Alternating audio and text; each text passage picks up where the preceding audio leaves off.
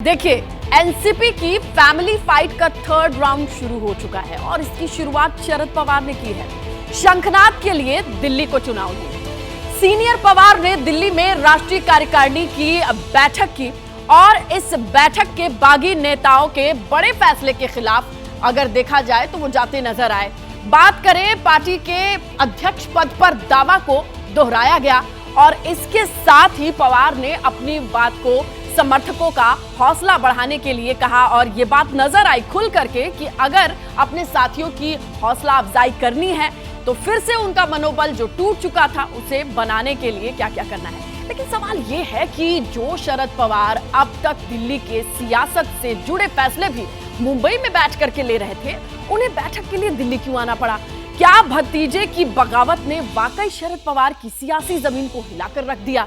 Ajit camp ने अगर देखा जाए तो अजीत कैंप पर बढ़त बनाने के लिए शरद पवार अब कौन सा दांव चलने वाले हैं, ये सवाल खुल करके सामने आ रहे हैं। तो ये सवाल अगर सामने हैं तो इसके पीछे की वजह है सियासी उठापटक के बाद ये सारी चीजें सामने आती है। मुंबई से दिल्ली तक का ये सफर तय किया जाता है और वहीं अगर अजीत पवार और शरद पवार के खेमे से दांव चले जाते हैं, लेकिन लगता है कि इस बार फॉरवर्ड प्लानिंग के मामले में शरद पवार भतीजे से मात खा गए। इसीलिए जैसे जैसे वक्त गुजर रहा है सीनियर पवार के कैंप का रिएक्शन शार्प होता जा रहा है। इसका सबूत दिल्ली में दिखा, जहां एनसीपी के दफ्तर के बाहर लगे पोस्टर्स बदल दिए जाते हैं। अंदाजा लगाइए कि किस तरीके से इन पोस्टर्स को बदला जाता है। वहीं आपको दो विंडो हम दिखा रहे हैं स्क्रीन पर, एक वीडियो पोस्टर हटाने का है तो दूसरा लगाने का है। जिन पोस्टर्स पर अजीत पवार प्रफुल्ल पटेल की तस्वीर थी उन्हें हटा दिया गया और गद्दार लिखा पोस्टर लगा दिया गया। समझ रहे हैं आप, ये पोस्टर भी लगाना और हटाना राजनीति का हिस्सा है। जिस पोस्टर पर गद्दार लिखा है, अब आप समझिए, जिस पोस्टर पर गद्दार लिखा है दावा किया जा रहा है कि बॉलीवुड उसकी थीम पर सुपरहिट फिल्म बाहुबली पार्ट 1 के पोस्टर से कॉपी करके बनाया गया है, यानी फोटोशॉप का इस्तेमाल किया गया है। वहीं इस पोस्टर की आप बनावट देखें, पोस्टर में किसी का चेहरा नहीं दिख रहा है, लेकिन बाहुबली की पीठ में छुरा घोंपने वाला कटप्पा की जगह जो तस्वीर लगाई गई है वो प्रफुल्ल पटेल से काफी मिलती जुलती दिख रही है। वहीं बात करें बाहुबली की जगह जिस तस्वीर का इस्तेमाल किया गया है उसकी कद काठी शरद पवार जैसे दिखाने की कोशिश की गई है। तो आप इस पोस्टर को अगर ध्यान से देखें तो इसके बैकग्राउंड का थीम, इसकी लिखावट, इसकी बनावट, इसके कलर कॉम्बिनेशन से काफी कुछ दिखाई दे रहा है और दिखाने की कोशिश की जा रही है। तो देखिए, खास बात यह है कि शरद पवार के खेमे की तरफ से लगाए गए इस पोस्टर में अजीत पवार के लिए सॉफ्ट अप्रोच साफ नजर आई। तो देखिए, पोस्टर में प्रफुल्ल पटेल से मिलते जुलते चेहरे का इस्तेमाल किया जाता है, लेकिन अजीत पवार की इमेज के इस्तेमाल से परहेज किया गया। ऐसा क्यों? क्या पोस्टर में अजीत पवार की इमेज के इस्तेमाल को जानबूझकर अवॉइड किया गया? नहीं किया गया। और अजीत पवार को लेकर के शरद पवार कैंप की नरमी के पीछे क्या वजह है, ये सवाल सामने है। तो आप देखिए, इस पोस्टर से ये सवाल हमारे आपके सामने आते हैं। इसी पर हमारे संवाददाता अंकित गुप्ता ने जब सवाल किया और जवाब तलाशने की कोशिश की तो एनसीपी के दिल्ली वाले दफ्तर वो पहुंचे, लेकिन एनसीपी कैंप का कोई भी नेता इस मामले पर कैमरे पर आकर के कुछ कहने के लिए तैयार नहीं हुआ। पोस्टर और होर्डिंग्स में, नारों में या फिर बयानों में अजीत पवार का नाम बहुत कम आ रहा है। अपने आप में कई तरह के सवाल उठ रहे हैं। हालांकि जब हमने जो है इस पर एनसीपी के शरद पवार गुट के नेताओं से बात की है तो उनका ये कहना है कि अजीत पवार का तो वो स्टेचर ही नहीं रहा है, कभी वो राष्ट्रीय स्तर के नेता ही नहीं है, तो आखिर उनको जानता ही कौन है और इसी वजह से उनका नाम लेने से फायदा क्या। लेकिन यहां ये याद दिलाना होगा कि अजीत पवार ही वो है जिनके नेतृत्व में पार्टी में टूट हुई है, लेकिन एनसीपी में या ये कहा जाए शरद पवार गुट में अभी भी सीधे तौर पर उनका नाम नहीं लिया जा रहा है। जिन निलंबित विधायकों की बात भी की जा रही है, जिनके खिलाफ कार्रवाई की भी बात हो रही है, उसमें भी 9 विधायकों का जिक्र किया जा रहा है, अजीत पवार का सीधे तौर पर नहीं किया जा रहा है। अपने आप में कुछ सवाल जरूर है। तो ये जो सवाल उठ रहे हैं उसके जवाब ढूंढने की अगर कोशिश की जाती है तो कुछ खास जवाब भी मिलता है। अजीत पवार शरद पवार के भतीजे हैं और शरद पवार ने ही उन्हें राजनीति में आगे बढ़ाया है। उन्हें लेकर के नर्म भी रहे हैं। अगर आप देखें तो कुछ अगर आंकड़ों को देखें, 2019 में अजित पवार ने बगावत की थी, फिर क्या हुआ था, पार्टी में वापसी हुई, डिप्टी सीएम बने। ये देखिए 2023 की अगर साल में आए तो अजित पवार फिर से बागी हो जाते हैं और उसी के बाद क्या होता है, बातचीत की नसीहत सामने आती है। देखिए चाचा नर्म भतीजा गर्म, ये क्यों कहा जा रहा है, ये सारे पॉइंट्स इस बात की तस्दीक करते हैं, सपोर्ट करते हैं। जानकार इसके लिए शरद पवार की बढ़ती उम्र और घटती राजनीतिक रसूख की तरफ इशारा करते हैं। हम आपको इस बारे में बताएं, लेकिन उससे पहले महाअघाड़ी के नेताओं की बात कर लेते हैं, जो एनसीपी के फूट के लिए अजित पवार को जिम्मेदार तो ठहरा रहे हैं, लेकिन क्लीन चिट शरद पवार को भी नहीं दे रहे हैं। अजित दादा संघर्ष करो।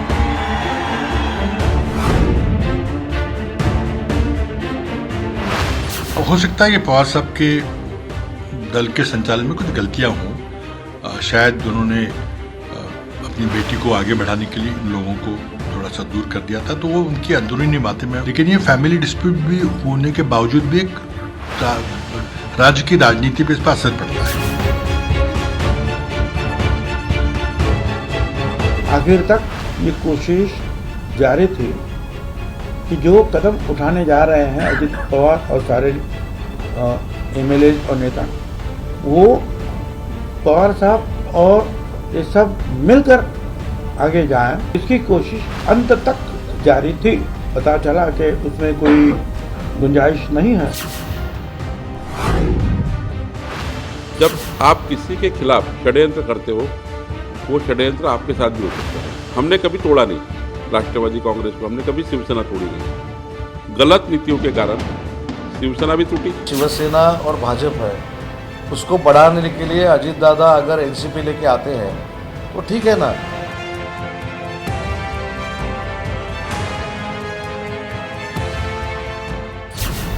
उसका निर्णय जो ये इलेक्शन कमीशन लेगा, उनकी मीटिंगें होगी, बैठक होगी, इनकी भी बैठक होगी, और कौन सी बैठक सही है और गलत है, इसका फैसला ना तुम करोगे ना मैं करूंगा, करेगा इलेक्शन कमीशन।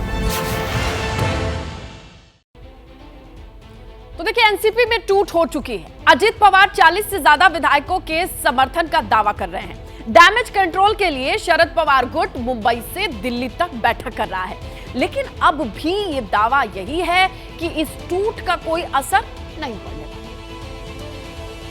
इस वक्त मेरे साथ मौजूद हैं जितेंद्र आवार। जितेंद्र जी, कार्य समिति की बैठक हुई, तो क्या रणनीति रहेगी आप लोगों की? क्या वो चुनाव आयोग में गए हैं, हम चुनाव आयोग में जाएंगे, उसमें क्या रणनीति? वो तो गए हैं, लेकिन आप लोगों के पास में वो विधायकों की संख्या है, क्योंकि वो तो दावा कर रहे हैं उनके साथ। आपने शायद शिवसेना वर्सेस द चेयरमैन विधानसभा का फाइनल ऑर्डर नहीं पड़ा है। लेकिन जो है शिंदे मामले में जो चुनाव आयोग का फैसला आया है, उन्होंने विधायकों की संख्या, उनके साथ में कितने समर्थक हैं, वो सारी चीजों का आकलन करके शिंदे गुट के पक्ष में फैसला ईसीआई ने दिया है, चुनाव आयोग ने दिया है ना, तो उसके ऊपर क्या कहा है सर्वोच्च न्यायालय ने उस याचिका में पढ़ लीजिए। लेकिन अभी पवार साहब तो कह रहे हैं ना, चुनाव आयोग पे ही भरोसा है, अभी आगे जाने के। ऐसा है कि पवार साहब कभी ऐसा बात नहीं करते ना, हमारी उम्र है, हम बात करते हैं, वो नहीं बात।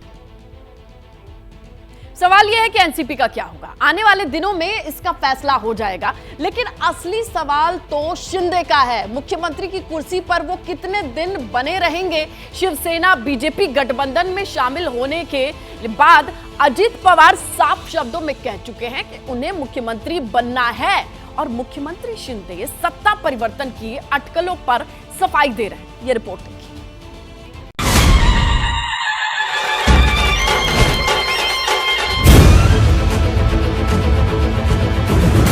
कुछ वक्त पहले देवेंद्र फडणवीस के सपोर्ट में ये पोस्टर महाराष्ट्र की सड़कों पर दिखाई दिए। इसी तरह मुख्यमंत्री के तौर पर अजित पवार को प्रोजेक्ट करने वाले पोस्टर महाराष्ट्र में कुछ वक्त पहले दिखाई दिए थे। अजित पवार की बगावत के बाद महाराष्ट्र में एक और पोस्टर चर्चा में आ गया। भावी सीएम फडणवीस के बाद महाचाणक्य फडणवीस का पोस्टर रिलीज हो गया। मतलब साफ है, अजित पवार हो या फिर देवेंद्र फडणवीस, दोनों नेताओं के सपोर्टर्स उन्हें सीएम पद पर देखना चाहते हैं, और सीएम पद को लेकर दोनों की हसरत भी किसी से छिपी नहीं है। मगर अब तो अजित पवार खुले तौर पर कहते हैं कि वो सीएम बनना चाहते हैं, यानी वो क्लियर कर रहे हैं कि बीजेपी से हाथ इसलिए मिलाया, चाचा से बगावत इसलिए की क्योंकि चीफ मिनिस्टर ही बनना है, उससे कम कुछ भी मंजूर नहीं। 5-5 वेळेला उपमुख्यमंत्री झालो, माझं तर रेकॉर्ड झालंय, पण तिथंच गाडी थांबते, पुढे काही जाईना। मला मनापासून वाटतं की मी राज्याचा प्रमुख व्हावं। अजित पवार के तेवर से क्लियर है कि वो इस बार कॉम्प्रोमाइज करने के मूड में नहीं। इसीलिए सवाल उठते हैं, क्या अजित पवार और फडणवीस के बीच एकनाथ शिंदे असहज महसूस कर रहे हैं? क्या अजित पवार के आने के बाद बीजेपी को शिंदे की जरूरत नहीं है? क्या एकनाथ शिंदे अब चंद दिनों के सीएम हैं? इन सवालों का सस्पेंस तब और बढ़ गया जब एकनाथ शिंदे का पब्लिक अपीयरेंस कम होने लगा।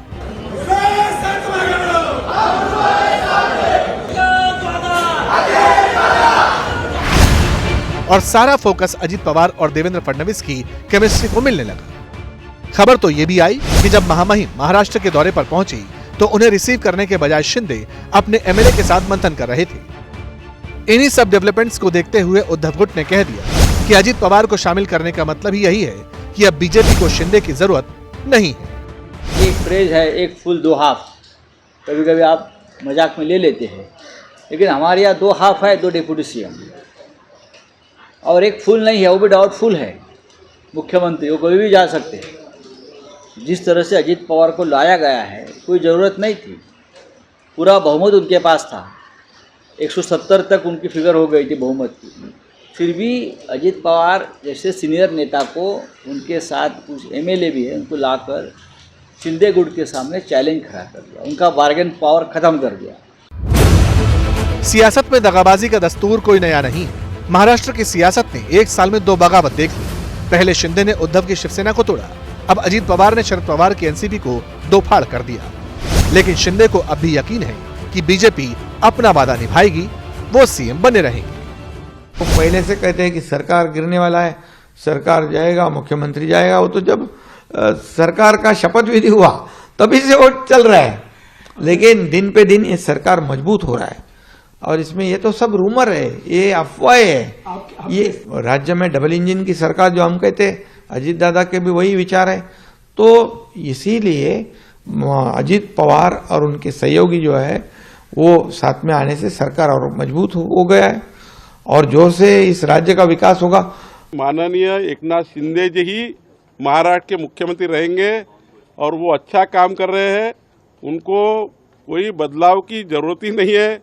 अपोजिशन पार्टियां महाराष्ट्र में संभ्रम निर्माण करना चाहती है, एकनाथ शिंदे जी वही मुख्यमंत्री रहने वाले हैं। अगर सियासत शब्दों के वचनों का ही पालन करे तो फिर वो सियासत कैसी?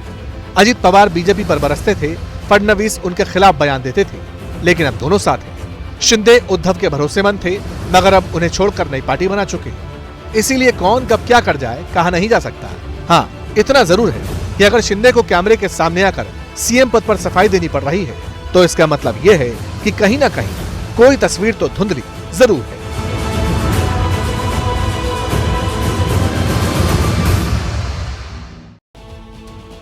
वैसे तस्वीर तो यूसीसी पर भी धुंधली है, कुछ साफ साफ नहीं देखा जा रहा है। देखिए, अगर यूसीसी का बढ़ता विरोध का दायरा आप देखें तो all India Muslim personal law board ने क्लियर कर दिया है कि यूसीसी उसे कतई मंजूर नहीं है।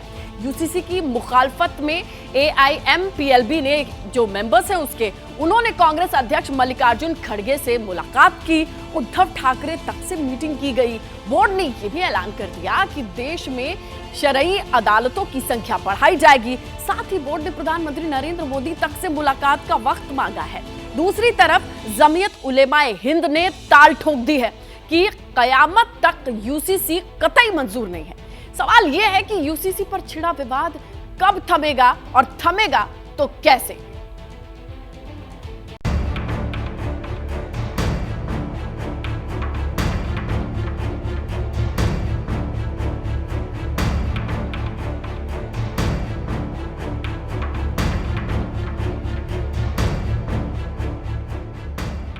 यूसीसी की मुखालफत का जो एजेंडा मुस्लिम पर्सनल लॉ बोर्ड ने लखनऊ में सेट किया, उसका जबरदस्त रिएक्शन आया।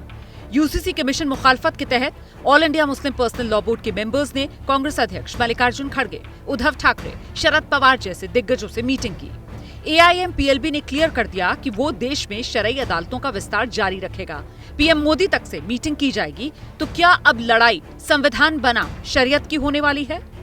कई शरई अदालतें इमारत शरिया जो है बिहार, उड़ीसा और झारखंड में उनके तहत चल रही है, इमारत शरिया आसाम में उसके तहत चल रही है। तो ये पूरे मुल्क में है इसका जाल एक्सपेंड करने की और योजना कर रहे हैं। इसलिए कि देखिए शरई अदालत जो है वो आसान और सस्ते तरीके पर और जल्दी फैसला करने का एक प्लेटफॉर्म। हम पॉलिटिकल पार्टी से बात कर रहे हैं, एनसीपी के जो प्रमुख हैं शरद पवार जी, उनसे मुलाकात की, शिवसेना के प्रमुख उद्धव ठाकरे साहब से बात की, हम राष्ट्रपति से मुलाकात करने की योजना बना रहे हैं, प्रधानमंत्री से मुलाकात करेंगे। देखिए यूनिफॉर्म सिविल कोड में किसी का नुकसान नहीं है। एक घर में एक ही जैसा कानून होना चाहिए। आखिर जो मुस्लिम समाज के लोग यूरोप में रहते हैं, गोवा में रहते हैं, वहाँ तो यूनिफॉर्म सिविल कोड है। उनका धर्म कहाँ कब्जे में होता है? किसी के धार्मिक मामले में दखल नहीं है यूसीसी। मुस्लिम पर्सनल लॉ बोर्ड यूसीसी के खिलाफ है, ये एक पहलू है। दूसरा पहलू और दिलचस्प है। 14 जून को लॉ कमीशन ने यूसीसी पर जो सुझाव मांगे उनका भी पिटारा खुला। 19 लाख से ज्यादा सुझाव लॉ कमीशन को अब तक मिल चुके हैं। इसमें एक सुझाव all India Muslim personal law board का भी है। 3 पन्नों के जवाब में all India Muslim law board ने कई बातें लिखी। लॉ कमीशन को all India Muslim personal law board का जवाब, यूसीसी को लेकर राजनीति हो रही है, बिना किसी ब्लूप्रिंट के सुझाव मांगे गए। पर्सनल लॉ शरीयत का हिस्सा, मुसलमानों की पहचान। मुसलमान अपनी पहचान छोड़ने को तैयार नहीं। यूसीसी हर धर्म को नुकसान पहुंचाने वाला। लोकतांत्रिक तरीके से यूसीसी का विरोध करेंगे। यूसीसी पर रिएक्शन तो जमीयत उलमाए हिंद की तरफ से भी आया। जवाब में साफ किया गया कि पर्सनल लॉ कुरान और सुन्नत पर आधारित है, जिसमें कयामत के दिन तक फेरबदल नहीं किया जा सकता। हम इस मसले के अंदर ये स्टैंड के यूनिफॉर्म सिविल कोड लाया जाए और हमारे पर्सनल मजहबी कोड को ख़त्म कर दिया जाए, हम इसकी मुखालफत करके ये जाहिर कर देंगे। लेकिन हम सड़कों पर उतर करके लोगों को, अपने मुखालिफिन को कामयाब नहीं करना। लॉ कमीशन को जमीयत ने जो जवाब दिया, जमीयत की तरफ से कहा गया है यूसीसी पर दोबारा बहस राजनीतिक साजिश का हिस्सा। समान नागरिक संहिता मुसलमानों के लिए अस्वीकार्य। धार्मिक मामलों और पूजा के तरीकों से समझौता नहीं करेंगे। पर्सनल लॉ कुरान सुन्नत पर आधारित, जिसमें कयामत के दिन तक संशोधन संभव नहीं। यूसीसी देश की एकता और अखंडता के लिए हानिकारक। यूसीसी सिर्फ मुसलमानों का नहीं बल्कि सभी भारतीयों का मुद्दा। सरकार सभी धर्मों, समाज और आदिवासी समूहों से बात करे। All India Muslim personal law board और जमीयत उलमाए हिंद के सपोर्ट में इत्तेहाद मिल्लत काउंसिल के साथ समाजवादी पार्टी तक मैदान में उतर आई। समान नागरिक संहिता लाने से पहले आपको तमाम धर्मों को, तमाम समुदायों को, तमाम बिरादरियों को समान नागरिक समझना चाहिए। यूसीसी लाना इनका असल मकसद नहीं है। असल मकसद इनका मुल्क में अफरा तफरी का माहौल बनाना है और 2024 पर इनका निशाना है। मुसलमानों को नुकसान क्या मुसलमान मान ही नहीं सकता इन चीज़ को। जो बाकी मुसलमान है वो तो कुरान को मानेगा, वो यूसीसी को थोड़ी मानेगा। हम तो कुरान को मानेंगे। यूसीसी पर सीधा चैलेंज सरकार को है। मुस्लिम संगठनों का स्टैंड क्लियर है, वो यूसीसी की मुखालफत से पीछे हटने वाली नहीं और न ही यूसीसी पर किसी समझौते के लिए तैयार है। इधर AIM-PLB के मेंबर्स पीएम मोदी से मिलने का वक्त मांग रहे हैं। वहीं यूसीसी पर सियासत की थ्योरियां और चढ़ गई हैं। वाद विवाद और बढ़ गया है। लाने दीजिए ना प्रपोजल। अगर कोई भी इनका ऐसा प्रपोजल होगा जिससे कि यहाँ जो माइनॉरिटीज हैं मुल्क के, उनको नुकसान पहुंचेगा, हम कभी उसका साथ नहीं देंगे। अब जब जिसकी दुकान बंद हो रही हो, जिसकी पूरी राजनीति समाप्त हो रही हो, वो तो आवाज उठाएगा ही। उनका आवाज उठाना स्वाभाविक है, लेकिन ये आवाज मुसलमानों के लिए नहीं है। ये आवाज मुसलमानों के पर्सनल लॉ के लिए नहीं है। ये आवाज उनकी दुकान को बचाने के लिए है, जो कि मुझे लगता है अब नहीं बचने वाली। यूसीसी पर माहौल तब और गर्म हो गया जब मुखालफत की पिच पर नोबेल पुरस्कार विजेता अमर्त्य सेन ने बाउंसर मार दिया।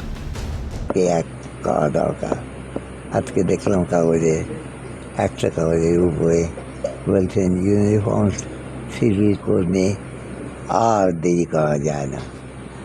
इन लोग को मूर्खों का कोसा थे कि ये लोग पब्लिक के ओपिनियन को इस तरह से दुष्प्रभावित करने की कोशिश जो लोग कर रहे हैं, या सरकार और यूसीसी जैसी विधान सम्मत व्यवस्था को लेकर के उसके विरुद्ध भड़काने, अटकाने और उनको दंगाई बनाने की कोशिश जिस तरह से बोर्ड कर रहा है, उस पर कहीं ना कहीं रोक लगनी चाहिए। ऐसे में बड़ा सवाल यह है कि मुसलमानों को यूसीसी नामंजूर है तो टकराव कैसे दूर होगा, कैसे बात बनेगी?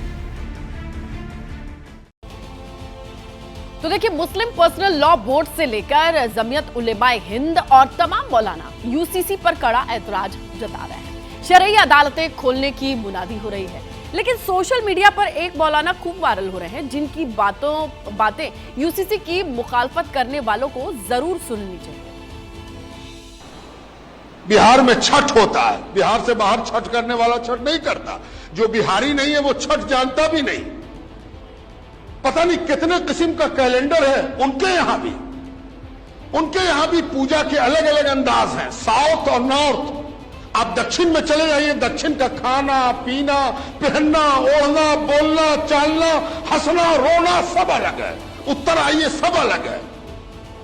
तो इनको भी तो फिक्र होगी। आप ही क्यों फिक्रमंद हो? आप रुको, ठहरो, आप बढ़ने दो दूसरे को आगे, और दूसरे लोग आगे बढ़े। आसाम का ट्रेडिशन अलग, गुजरात का ट्रेडिशन अलग, एक दाहिने हाथ में एक बाएं हाथ में। तो पहले, और एक बात और है, किसी चीज पर रिएक्ट करने के लिए, रद्द अमल देने के लिए, किसी चीज पर तनकीद करने के लिए वो चीज सामने होनी चाहिए। अभी तो ये भी पता नहीं है कि कॉमन सिविल कोड का नेचर क्या होगा, कैसा कानून होगा। ये बेमकसद की बात शुरू की गई और सारे तबके को परेशान हाल बना दिया गया। इत्मीनान रहिए, मुतमईन रहिए, अपना रिएक्शन देने में जल्दबाजी मत कीजिए, अपने आप को महफूज रखिए, घबराइए नहीं, ठहरे रहिए। कोई डरने और घबराने की बात नहीं है, इत्मीनान से अपने जगह पर रहिए। वक्त आवेगा, देखा जाएगा कि क्या वो करते हैं, कैसे वो करते हैं। उनके यहाँ भी बहुत से इख्तिलाफात हैं, उन इख्तिलाफात को वो कैसे एक करते हैं और सब मिलकर कैसे पाट लेते हैं। जैसे आपके यहाँ विरासत का कानून है, वैसे ही उनके यहाँ भी विरासत का कानून है। वो भी अपनी विरासत के सिलसिले में अपना कानून रखते हैं। ईसाई का अपना कानून, हिंदुओं का अपना कानून, बौद्धों का अपना कानून, पारसियों का अपना कानून, मुसलमानों का अपना कानून। जब इस मसले में कोई नक्शा साफ होगा तब हम लोग रिएक्ट करेंगे और हम लोग इस सिलसिले में सोचेंगे। अभी बहुत ज्यादा परेशान होना, अपनी हरारत बढ़ा लेना, अपना बुखार बढ़ा लेना, परेशान होना कि हमको क्या करना है। ये वोटिंग नहीं है कि हर आदमी जाके वोट दे आवे, रेफरेंडम नहीं है कि हर आदमी जाके अपनी राय दर्ज करा दे। दिल्ली शराब घोटाले पर दिनेश अरोड़ा गिरफ्तार बताए जा रहे हैं। ईडी ने दिनेश अरोड़ा को गिरफ्तार किया है। मनीष सिसोदिया का करीबी है दिनेश अरोड़ा। सूत्रों के हवाले से यह बड़ी खबर दिल्ली से। शराब घोटाले में दिनेश अरोड़ा की गिरफ्तारी। तस्वीर देखिए, मनीष सिसोदिया के करीबी है दिनेश। सूत्रों के हवाले से यह बड़ी खबर, मनीष सिसोदिया के करीबी है दिनेश अरोड़ा फिलहाल गिरफ्तार। ईडी ने दिनेश अरोड़ा को गिरफ्तार किया है। दिल्ली से बड़ी खबर, दिनेश अरोड़ा की गिरफ्तारी, ईडी ने इन्हें गिरफ्तार किया है और सूत्रों की माने तो मनीष सिसोदिया के करीबी है दिनेश अरोड़ा। गिरफ्तारी की खबर मिल रही है। दिल्ली शराब घोटाले मामले में एक और एक्शन की अपडेट आपको देते चले। दिल्ली से खबर है, दिनेश अरोड़ा नाम के शख्स की गिरफ्तारी, जिसको आप तस्वीरों में देख रहे हैं। सूत्रों से जानकारी यह है कि मनीष सिसोदिया के करीबी भी हैं, नाम दिनेश अरोड़ा। ईडी ने शराब घोटाले में दिनेश अरोड़ा को गिरफ्तार किया है। तो दिल्ली से इस वक्त की बड़ी खबर।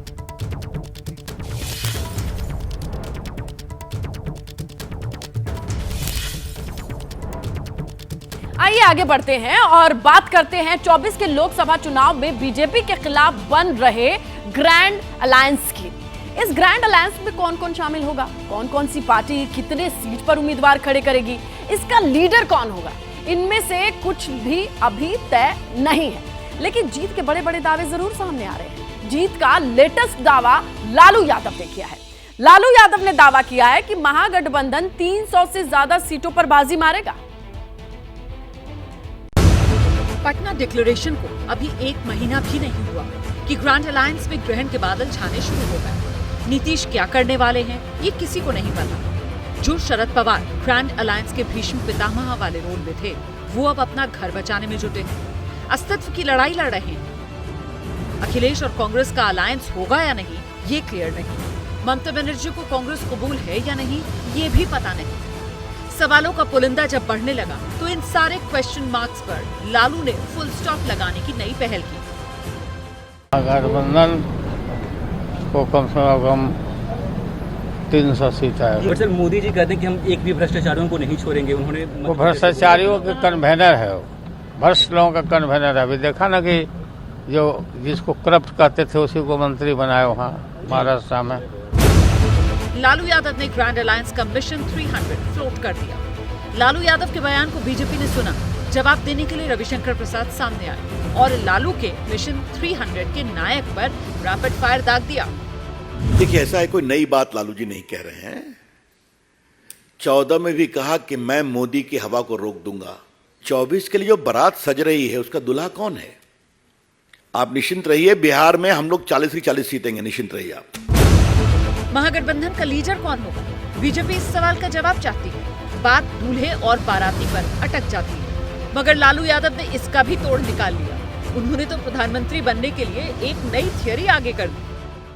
पीएम हो, जो भी पीएम हो, बिना पत्नी का नहीं रहना चाहिए। बिना पत्नी के लोग जो रहते हैं प्रधानमंत्री के कोठे में, ये बहुत गलत है जी। ये खत्म करना चाहिए। आज जो भी हो वो पत्नी के साथ है। 23 जून को जब पटना में 15 दलों की मीटिंग हुई थी, तब लालू ने राहुल गांधी को लेकर कमेंट किया था। उन्होंने कहा था कि राहुल गांधी को अब शादी कर लेनी चाहिए। अभी भी समय गया बीता नहीं है, शादी करिए और हम लोग बाराती चलें। सवाल है, लालू का पीएम पद वाला लेटेस्ट बयान आखिर है किसके लिए? वो प्रधानमंत्री के लिए ये क्वालिफिकेशन आखिर किस कैंडिडेट में देख रहे हैं? आगे बढ़ते हैं, बात करते हैं मध्य प्रदेश की। पेशाब कांड के वायरल वीडियो पर मचे बवाल के बाद सूबे की सरकार डैमेज कंट्रोल मोड में है। मुख्यमंत्री शिवराज सिंह चौहान ने पीड़ित के घर जाकर पहले बुलाया, उसके बाद पैर धोए और एक अलग तस्वीर आई।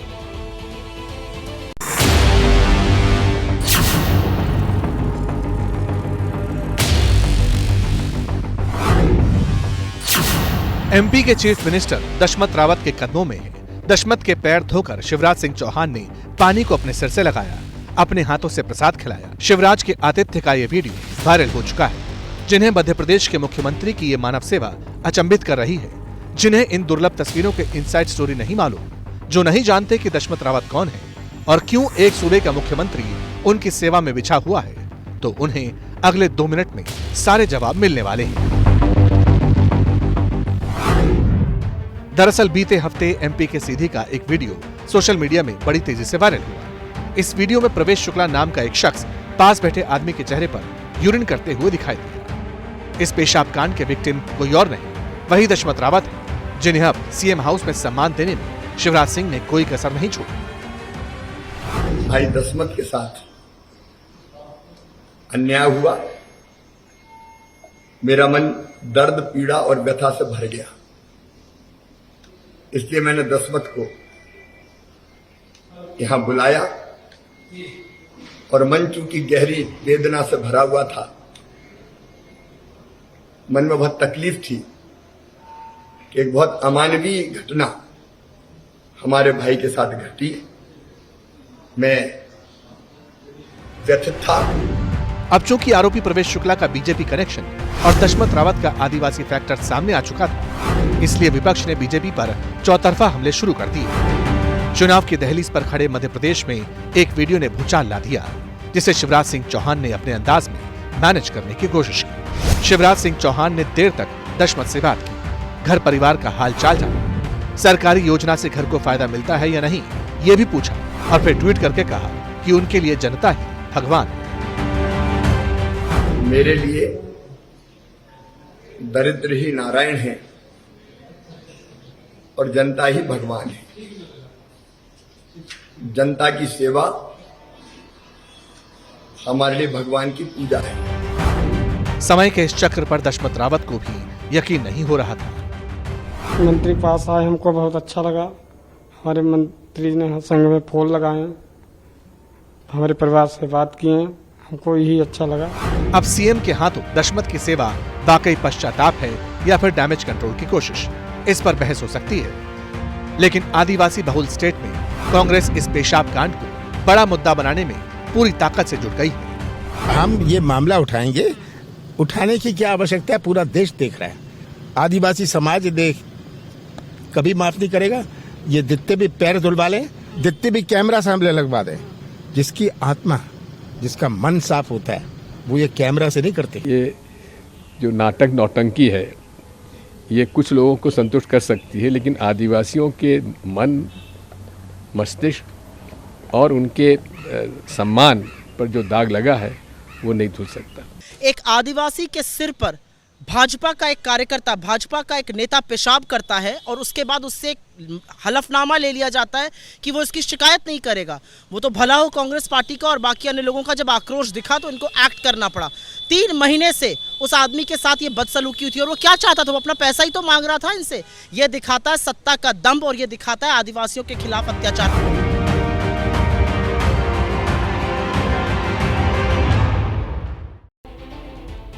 वैसे देखिए, जब सीधी कांड का वीडियो वायरल हुआ था तो अफवाह भी आई थी, और अफवाह ये थी कि मानसिक रूप से ये कमजोर शख्स है। फिर सवाल ये है कि आप आरोपी को क्या कहेंगे? शायद अमानुष शब्द भी आरोपी के लिए कम पड़ेगा। कुछ लोगों का दावा ये है कि वीडियो साल भर पुराना है जो अब वायरल किया जा रहा है, लेकिन क्या इससे पाप छुप जाएगा? आरोपी प्रवेश शुक्ला से जुड़ी ये रिपोर्ट देखिए जो बेहद शॉकिंग है।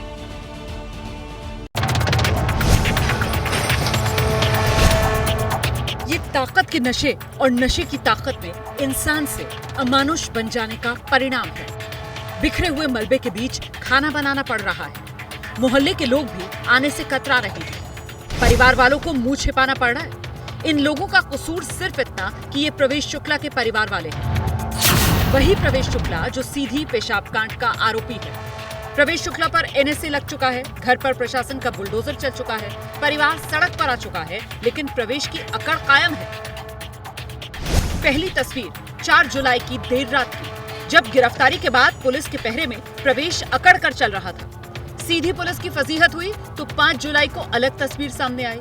बहरी थाने में पुलिस प्रवेश का कॉलर पकड़कर उसे कोर्ट तक ले गई। जिस विधायक का प्रतिनिधि बनकर प्रवेश शुक्ला इलाके में रौब झाड़ता था, अब उस विधायक ने भी प्रवेश से पल्ला झाड़ लिया है। सीधी पेशाब कांड का वीडियो सामने आने के बाद कई संगठन और देश भर से लोग शिवराज सरकार पर आरोपी प्रवेश के खिलाफ कड़े एक्शन की मांग कर रहे थे। सीएम ऑफिस से जवाब आया कि अभी तो एनएसए लगा है, बुलडोजर चला है, जरूरत पड़ी तो मामा जी अपराधियों को 10 फुट जमीन के नीचे गाड़ देंगे। अमेरिका के न्यूयॉर्क से बड़ी खबर मिल रही है। डबल डेकर बस और सिटी बस में टक्कर की खबर। हादसे में 50 से ज्यादा लोगों के घायल होने की भी खबर मिल रही है। न्यूयॉर्क से बड़ी खबर, तस्वीरें देखिए आप। सिटी बस और डबल डेकर बस की टक्कर के बाद की तस्वीरें हैं ये। रेस्क्यू के लिए आप देखिए टीम्स लगी हुई हैं, लोगों की भीड़ लगी हुई है। मंजर सामने आया सिटी बस और डबल डेकर बस की टक्कर के बाद।